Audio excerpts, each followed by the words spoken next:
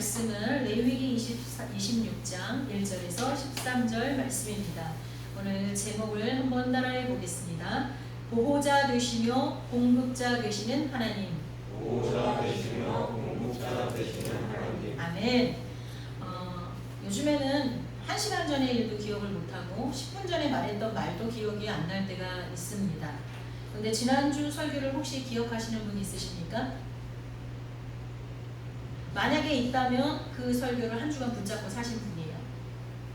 만약에 지난주 설교가 기억나지 않는다 하더라도 내가 한 주간 하나님 말씀 붙잡고 있었던 하나님 말씀 중에 하나라도 기억하시는 것이 있습니까? 주인이신 하나님.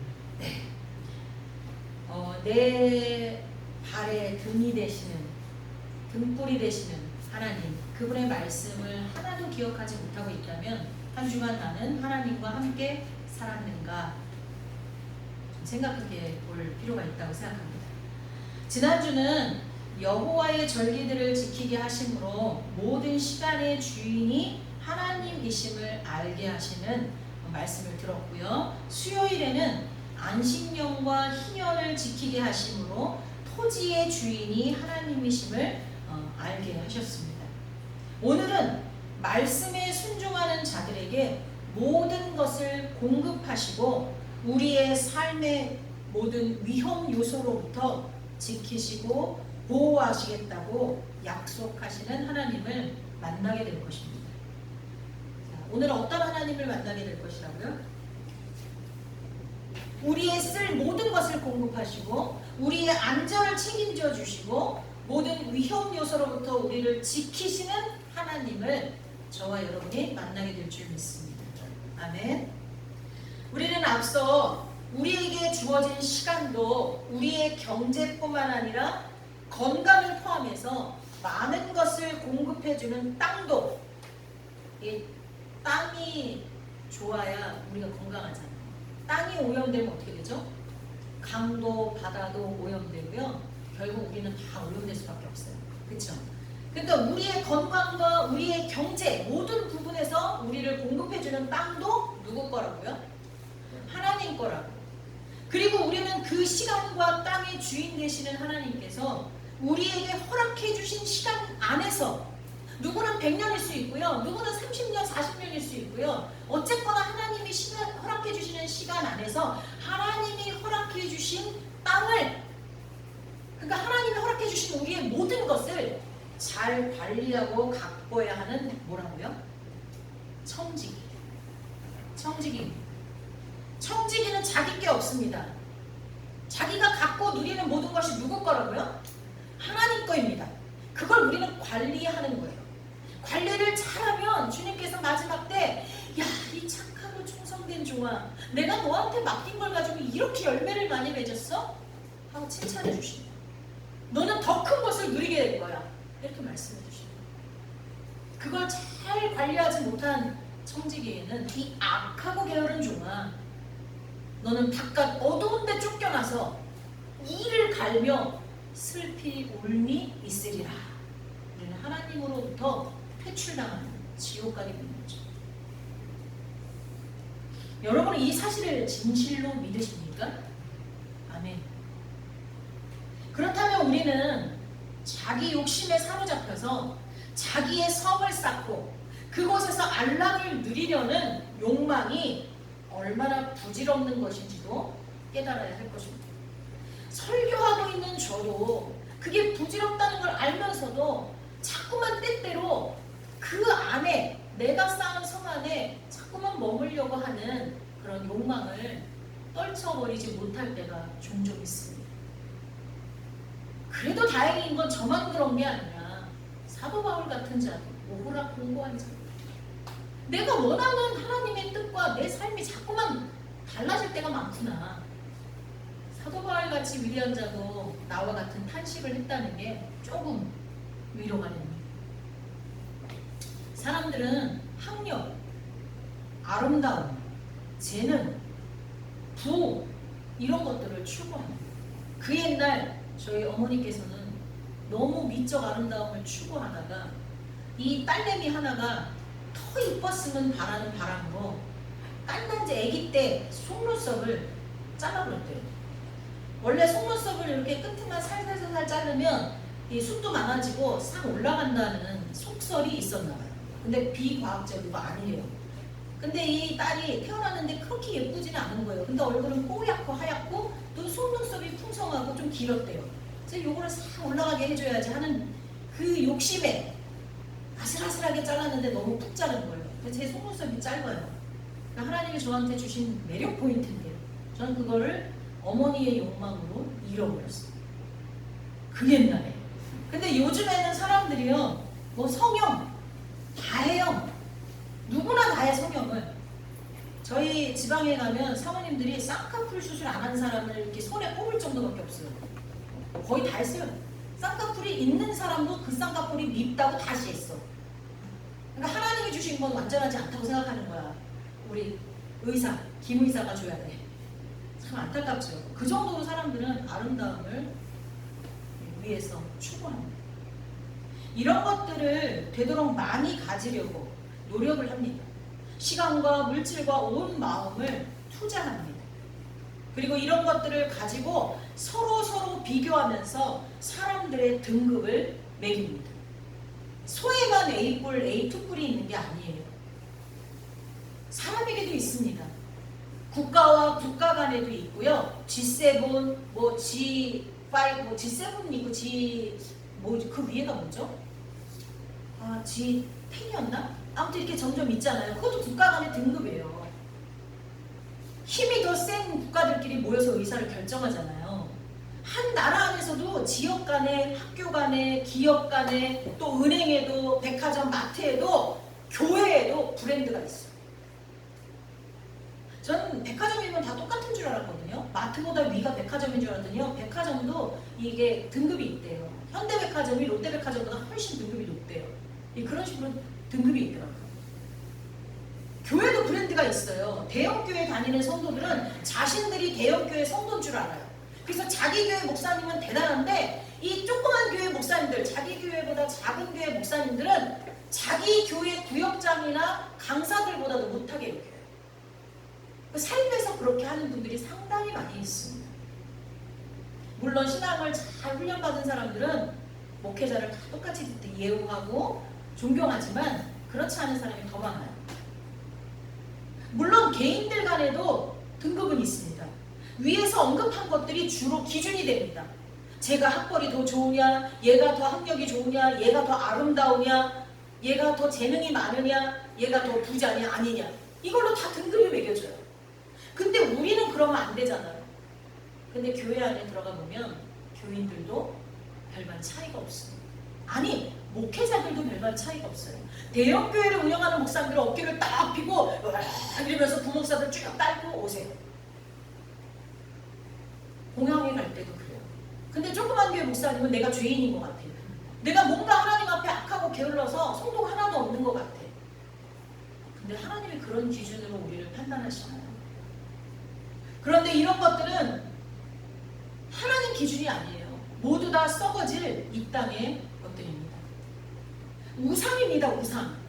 물론 이것들 자체로는 우상이 아니에요. 아름다운 게 얼마나 좋아요. 그리고 하나님은 믿음의 사람들에게 아브라함, 이삭, 야곱 다 그들을 부유케 하셨어요. 부자라는 것 자체가 우상이 아니에요. 재능? 하나님이 많이 주신 사람이 있어요. 재능 자체가 우상이 아니에요.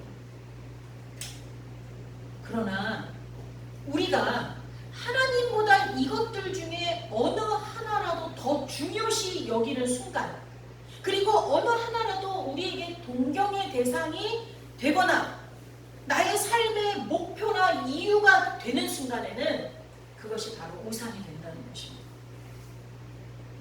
그때 우상이 되는 거예요. 돈, 머니? 우상이 아니에요. 근데 왜 하나님이 돈과 하나님을 겸하여 섬길 수 없다고 하셨을까요? 하나님 이 돈을 갖다가요, 하나님 당신의 수준에 같은 위치에 갖다 놓으셨어요. 사람이 놓은 게 아니라 하나님 스스로 나와 돈을 같이 섬길 수 없다 그랬어요. 그건 뭐야? 비교해서 같은 레벨에 놓으신 거예요. 왜 그랬을까요? 돈 자체는 우상이 아니에요. 만약에 우상이라면 하나님의 믿음의 조상들에게 그 많은 물질을 주실 수가 없어요. 그런데 그 돈은 우리에게 가장 큰 유혹이 될 수 있다는 것을 하나님 아셨어요. 우상이 될 수 있다는 걸 하나님 아신 거죠. 우리 본문은 1절, 2절 한번 같이 읽어볼까요? 시작. 너희는 자기를 위하여 우상을 만들지 말지니 조각한 것이나 주상을 세우지 말며 너희 땅에 조각한 석상을 세우고 그에게 경배하지 말라. 나는 너희의 하나님 여호와임이니라. 너희는 내 안식일을 지키며 내 성소를 경외하라. 나는 여호와이니라. 아멘.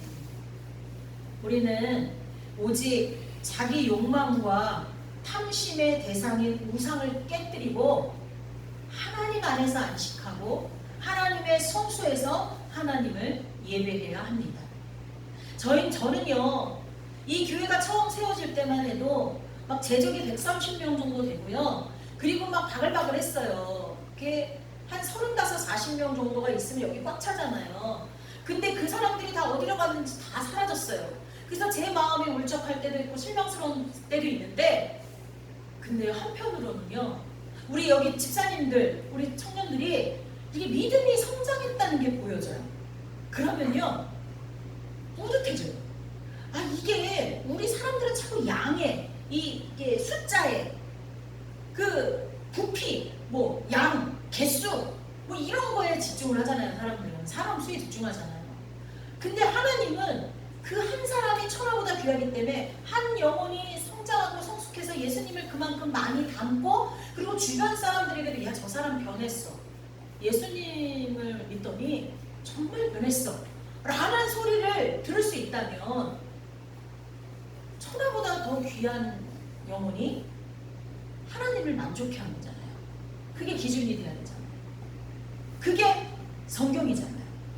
근데 참 오늘도 우리 이정현 집사님 기도하시는 거 듣고, 또 박봉희 집사님 이렇게 말씀이 전해질 때마다 아멘 하시는 거 보면, 아, 이렇게 믿음이 자꾸 성장하고 계시구나, 이런 것들을 보면서, 야, 수적으로는 많은 사람이 사라져갔지만 그들도 언젠가는 말씀 한마디 한마디가 안에 심겨져 있을 테니까, 자기들은 모르겠지만 심겨져 있을 테니까 어떤 계기가 되면 그들도 다 하나님께로 돌아오겠지. 물론 우리 교회가 아닐 수 있지만 그걸로 감사하자, 이런 마음이 순간순간 듭니다.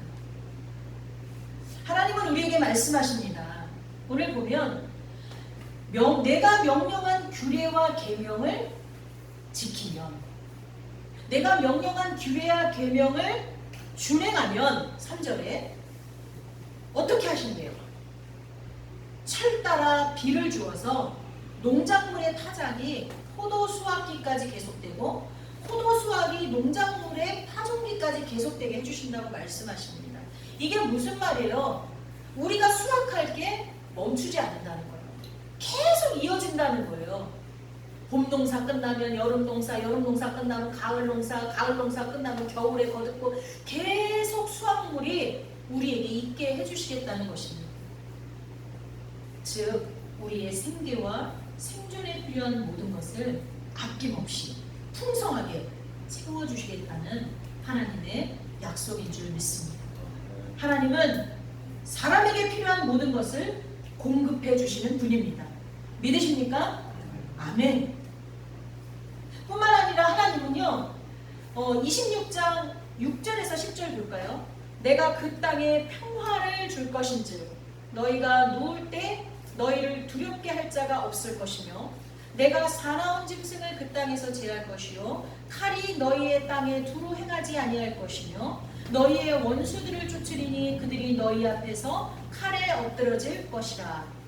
또 너희 5이 100을 쫓고 너희 100이 10,000을 쫓으리니 너희 대적들이 너희 앞에서 칼에 엎드려질 것이며, 내가 너희를 돌보아 너희를 번성하게 하고 너희를 창대하게 할 것이며, 내가 너희와 함께한 내 언약을 이행하리라. 하나님 어떻게 하시겠다고 하시는 거예요? 3절에서 내 계명과 규례를 준행하는 자에게 평화를 주시고 우리를 돌봐주시고 번성하고 창대하게 해주신다. 말씀입니다. 아멘. 그 자녀를 키워보니까 알겠더라고요. 자녀가 어릴 때는요, 그 10손가락 깨물어 안 아픈 손가락 없다는 옛말이 그대로 와 닿았습니다.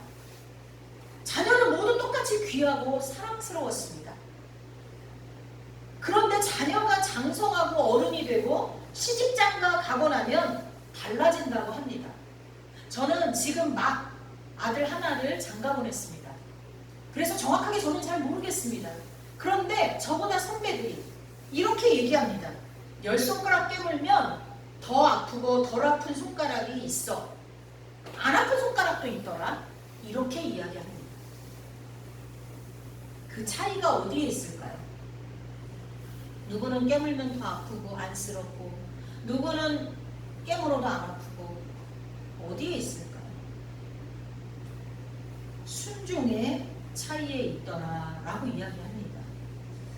다른 가정의 예를 들면 좀 안 될 것 같아서 저희 가정의 예를 들면 저희 시댁에 자녀가 많습니다. 3남 3녀. 근데 이 막내 아들이 어제 예식장에 참석하신 분들은 알겠지만 막내 아들이 굉장히 효자세요. 상냥하고 또 이렇게 엄마를 잘 챙겨주세요. 근데 모시고 사는 건 우리잖아요. 저희 남편이 6명 중에 셋째고요. 아들 중에서 둘째예요. 모시고 살잖아요. 아무래도 모시고 사는 사람은 저도 엄마를 모시지만 잘 싸워요. 많이. 트러블이 많습니다. 어떻게 보면 부모 마음을 가장 아프게 하는 자식들이 모시고 사는 자식일 거예요. 근데요, 어머니가 우리 앞에서는 효자가 누구예요? 그러면 남편이라고 얘기를 합니다. 근데 주야간 보호센터에 가서 효자가 누구냐 그랬더니 막내 그 아들을 쓴 거예요. 이름을. 그래서 한참 무서웠어요. 그런데요, 실제로 뭐가 생기면, 돈이 생기든 뭐가 생기면 누구 주는 줄 아십니까? 저희 남편 다 줍니다. 막내 아들은 걔네는 잘 사니까 뭐하니까 막 핑계를 대면서 실제로 그쪽으로 건너가는 게 없습니다. 그리고 손주들도 저희 아이들만 주로 챙기십니다. 물론 아들 선호 사상 때문에 손주들은 특히 뭐 챙긴다고 할 수도 있지만, 이게 무슨 얘기냐면요, 싸우더라고요. 다투더라고요. 부모 마음에 때로는 상처를 줄 때도 있어요. 뭐 부모는 뭐 자식들한테 상처 안 주나요? 저도 무지해서, 연약해서 자식들한테 상처 줄 때 있어요. 그럼에도 불구하고 곁에서 부모 말씀에 순종하고 모시는 자식이 부모에게는 제일 소중합니다. 달라지더라고요. 저희 가정만 예를 들었지만 뭐 예를 들려면 여기서 1시간도 더 들을 수 있어요. 많은 가정이 부모에게 순종하고 부모를 섬기는 그런 자식을 부모도 더 귀하게 여기고 내 손에 있는 걸 더 많이 주려고 하더라고요. 하나님께도 마찬가지입니다. 하나님은요, 모든 자녀들에게 다 주고 싶어 하세요. 부모는 자식한테 줄 게 한정되어 있어요. 뭐 아파트를 하나씩 주고 싶어도 한 채밖에 없으면 어떡할 거예요? 팔아갖고 빌라로 나눠주는 수밖에. 근데 하나님이 자녀들에게 주고 싶어 할 때는 무한히 많으니까 남을 필요가 없어요. 그냥 조두. 물고기 2마리와 보리떡 5개로 남자만 5,000명 이상 먹이시는 하나님이 그냥 아파트 여기 집사님 하나 주고 나면 그냥 저기 하나 주고 여기 하나 주고 여기 하나 주고 아파트는 계속 생겨날 거예요. 하나님 안에서는. 그런데도 불구하고 하나님은 순종하는 자녀를 더 귀하게 여기시고 그 자녀에게 하나라도 더 주실 겁니다. 하나님도 우리가 하나님을 기뻐하고 하나님의 말씀을 그대로 믿고 순종할 때 우리의 안전을 책임져 주시고 나아가서 우리를 번성하고 창대하게 해주십니다. 우리네 삶에는 참 어려움이 많습니다. 크고 작은 문제와 갈등, 때로는 우리가 도저히 감당할 수 없는 재해들, 이번에 홍수 때문에 집을 잃어버리고 어떤 오피스텔에서는 260대나 되는 차가 물에 잠겼대요. 그건 인재래요. 그걸 해결해달라고 수없이 그랬는데 나라에서도 그 오피스텔에서도 책임을 안 진 거예요. 그래서 260대가 다 물에 잠겨버렸어요. 그런 재해들, 사건들, 그래서 노아의 홍수가 끝나고 나서 사람들은요 다시는 그런 고통을 당하지 않기 위해서 뭘 쌓았죠? 바벨탑을 쌓았어요. 야, 우리가 또다시 홍수가 밀려와서 이 지구가 멸망하면 안 돼. 우리는 하늘 높이 높이 높이 탑을 쌓자. 그래서 그런 물난리가 와도 더 이상 우리는 물에 잠기지 말자. 이렇게 했어요. 우리도 마찬가지입니다. 인생을 살다 닥치게 될 수많은 위기와 삶의 불안 요소들을 미연에 막기 위해서 저마다 나름의 방식으로 탑을 쌓습니다. 어떤 사람은 보험을 든든히 들어줍니다. 보험. 엄청 보험을 많이 드는 사람도 있어요. 그리고 건강식품을 열심히 챙겨 먹고 운동을 합니다. 요즘 건강식품이 대세예요. 안 먹는 집이 없고요. 안 먹는 의사들도 없어요. 아파트나 상가를 사주기도 합니다. 누군가는 땅을 사고 주식을 하고 은행에 예금을 하기도 합니다. 다 저마다의 방식으로요. 탑을 쌓아요. 그러나 이런 것들은 불완전할 뿐 아니라 자칫하면 우상이 될 수 있다는 거예요. 저는 언젠가 보험이 우상인 적이 있었어요. 그래서 하나님께서 몇 년 남지 않은 그 보험을 해약해버리라고 강력하게 기도할 때마다 말씀하셔서 다 해약하고 대출받은 거 다 갚고 그렇게 해서 한번 털어버린 적이 한 10몇 년 전에 있어요. 그리고 다시 그냥 암보험 쬐끄만 거 하나 들었죠. 우리는요, 우리의 완전한 보호자 되시는 하나님을 의지해야 합니다. 그리고 그분의 뜻에, 그분의 말씀에 순종하여서 우리의 안전과 평화를 온전히 그분께 맡겨드려야 돼요. 내가 내 안전을 지키지 못합니다. 저는 운전을 하고 다닐 때마다, 예전에는 안 그랬는데요, 나이가 조금 들고 나니까 운전을 할 때 두려울 때가 많아요. 그리고 갖가지 사고들을 많이 이렇게 봤잖아요. 요즘에는 막 텔레비에서 너무 자세히 보여주잖아요. 그리고 특히 어떤 게 저한테 가장 큰 트라우마가 됐냐면, 목욕탕에서 불러가지고 사람들이 그 목욕탕 문을 손톱으로 박박 긁어서 손톱들이 다 빠지고 막 그런 거를 볼 때마다 목욕탕이나 찜질방에 가면 항상 비상계단을 확인하게 되고, 그 다음에 이 소화기를 확인하게 되고, 비상구를 확인하게 되더라고요, 습관적으로. 그리고 버스가 뒤에서 덮친 거 있었잖아요, 고속도로에서. 그거를 보고 난 뒤에는 항상 룸미러를 많이 보게 돼요. 뒤쪽에 큰 차가 따라오나? 좀 흔들리고 움직이는 차가 있나? 뭐 이런 걸 자꾸 보게 되더라고요. 근데 그럴 때마다 제가 느끼는 거예요. 내가 지금까지 사고 없이 안전한 게 내 능력이 아니라 하나님이 나의 안전을 책임져 주셨구나. 계속 느껴져요. 예전에는 안 그랬는데 요즘에는 운전할 때는 하나님 감사합니다. 나를 지금까지 안전하게 지켜주셔서 감사합니다. 지금도 운전하는 이 순간도 지켜주십시오. 기도가 저절로 나와요. 그리고 평화요. 우크라이나 전쟁 보세요. 저렇게 길게 될 거라고 누가 생각했겠어요? 우리 가정뿐만 아니라 이 나라의 평화도 지금 주님이 붙잡고 계시는 줄 믿습니다. 주님이 손을 딱 놔버리시면 바로 전쟁이에요. 하나님만이 우리에게 진정한 평화를 주실 수 있는 분임을 믿으시기 바랍니다. 아멘. 끝으로 하나님은 이스라엘 백성을 종살이하던 애굽에서 구출해내신 여호와이십니다. 그렇듯이 예수님은 죄에 매여서 사단의 종로를 타던 우리를 십자가에서 죽으시고 3일 만에 부활하심으로 영원한 생명과 자유를 우리에게 주신 메시아입니다.